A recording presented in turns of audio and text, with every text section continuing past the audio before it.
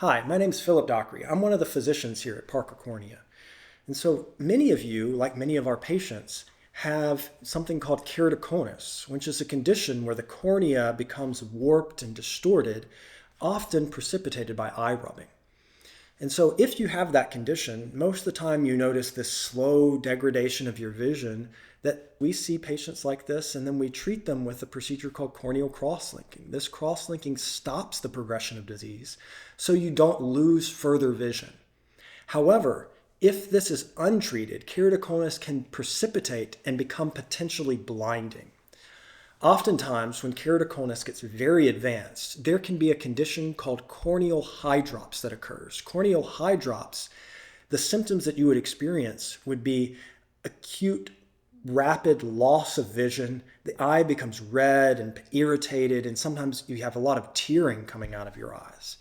And so let me show you a picture of what hydrops looks like when we see it in clinic. And so I realize when you see this picture, you're probably like, I don't exactly know what's going on. This is a cross section of a cornea. So a cornea is where keratoconus is in your eye. And so typically it becomes thinner and steeper, but it stays clear for the most part. If the cornea becomes advanced with keratoconus, then sometimes scarring can develop. But if corneal hydrops develops as a result of very advanced keratoconus, the cornea is no longer thin, but actually thick because it's become rapidly swollen. And that rapid swelling is what you see here. And so there's this white band that you see. That shows the thickness of the cornea. And so that's very much swelling. But within that white band, if you look at in this picture, you actually see a little bit of a black band in the middle of that white band. And so that black band is where there's fluid that's accumulated. And fluid that accumulates there is what we call corneal hydrops. Oftentimes, these patients see significantly worse. And if left untreated from this, eventually over the period of months or a year even, the cornea can become less swollen, scar down, and have sometimes even better vision than where they started. However, it's a long healing process. Oftentimes, people treat this with a cornea transplant to replace this sick cornea with a new one from a donor.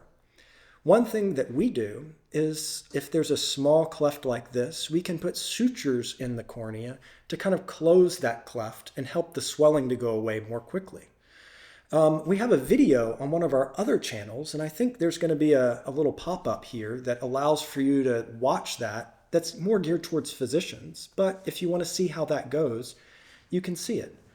But essentially, one of the things I wanted to tell you with this video is if you have a keratoconus, particularly if you have advanced keratoconus, and your vision becomes significantly worse over a short period of time, or your eye becomes red and irritated rapidly, like overnight or during a day, it may be corneal hydrops that's developing. And if that's the case, we'd love to be able to see you so that we can hopefully treat you and get your vision better, and hopefully spare your cornea too without needing a cornea transplant.